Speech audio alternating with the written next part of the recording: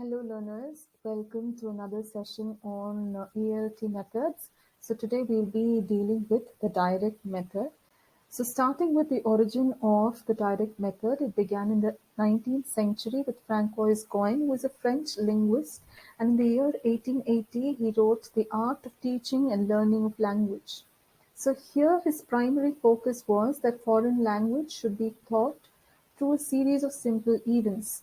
And we also see that this method is also called as natural method because the naturalistic principle of learning, which is imitation, is followed. So target language is done by the learner.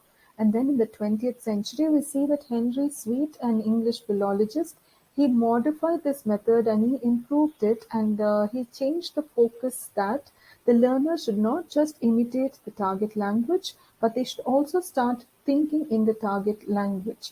So this was the progress that was made in the direct method. And we see some key figures who also worked on the direct method are Sauvier and Maximilian Berlitz.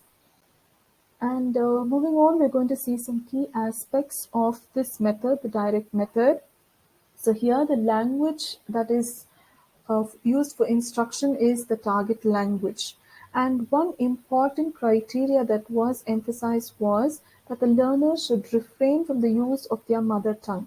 So mother tongue usage was completely avoided and omitted in the learning process. And we also see that the teachers described events in the target language. So nothing was done in the mother tongue. Tasks were given like reading and writing tasks. Everything was done in the target language. And previously we saw that the focus was on the learners learning words and phrases, but here the emphasis was on learning complete sentences. Two other important activities that were part of this method was that no translation was allowed, and also the vocabulary usage was very limited. And this method of learning is also called as inductive method because the learner figures out the rules. All the rules are not given to the learner, but the learner deduces the rules and he figures out and he learns. And we also say that the learner thinks in the target language. So speaking is taught first before reading or writing. And one more thing was that the printed word was kept away. So overall, this method was a learner-centered method. It solely and wholly concentrated on the learner's development. So moving on to the objectives of the method. So the main objective was oral competency in the language. So the target here was to make the learners competent in their communication aspect. So oral competency was emphasized. Next, the learner should think in the target language. And there was also an emphasis on the championing instinctive and unerring language sense. So language enhancement of the learner was the sole objective of this method. Moving on to the important components. So the various components of this method were the role of the teacher. So the role of the teacher over here becomes, secondary. And we see the teacher becomes a facilitator, and usually the teacher is a native speaker of the language. When it comes to the role of the learner is very active and is very interactive also in the process of learning.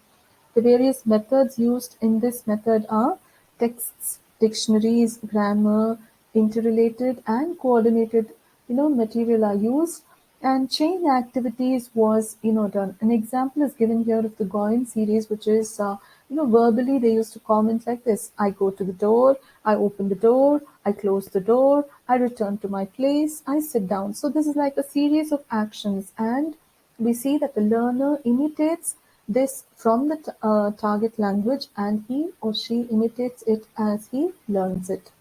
And the principle involved in this method are the oral training.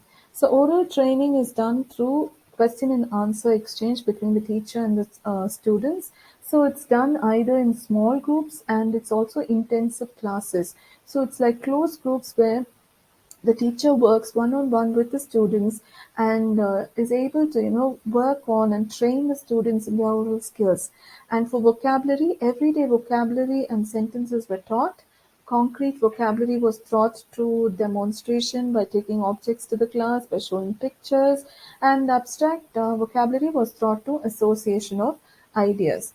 And the other principles involved were we see that grammar was taught inductively. So sentence is the unit of speech, and there was no memorization. So they just, they just learned grammar through inductive method. The learners figured out the rules and they learnt the grammar. Both speech and listening comprehension were taught, and the correction of punctuation and grammar was also emphasized.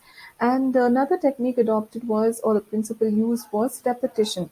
So association, reinforcement, and there was also limited items that were there in this method. So repetition was one thing that put off the learners in this method. So moving on to the techniques. So some of the techniques that were adopted for direct method were reading aloud, question answer exercise, self-correction, conversation practice, fill in the blank exercise, dictation, and paragraph writing. So let's go ahead and see what are the stages of learning.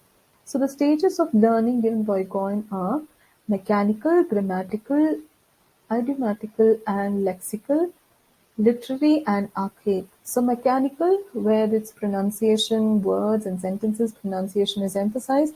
Grammatical, where they emphasize on grammar identification, and it's taught so from easy to difficult level. The levels are, compartmentalized, and then the learners learn it. And when it comes to idiomatic and lexical, idioms were used. And for teaching of literary items, literature was used, but the literature was solely in the target language. And old literature also was used for the learner to understand the lexical and syntactic items. So this was about the direct method. Then we see the advantages of this method. The advantages of this method is it is a natural method. So it is natural imitation. So it was easier. Then only the target language is used, and the learning is also contextual. So the learner is able to identify like in which context they can use what language, or what communication can be done in what situation. So this helped the learners. And then we also see that there is no gap between active and passive vocabulary. So everything is real here. So the learners are able to have real time communication. So they have an practice of how they can communicate in real life situation. And we also see that this method is based on sound principles of education. But there were some disadvantages. So the disadvantages slated in this method are it was not comprehensive, meaning that reading and writing were neglected. And we also see that there was a failure to grade and structure their material, and public schools also found it hard to integrate this method. So the direct method had its flaws and its boons, but we see that it is being used even now in the present times. So I hope all of you understood the direct method. So today we saw about the direct method. We saw what are the principles of the method. We saw what are the objectives. We saw the techniques, and we also saw the advantages and disadvantages of the method. So thank you to our learners for joining today's session. Happy learning.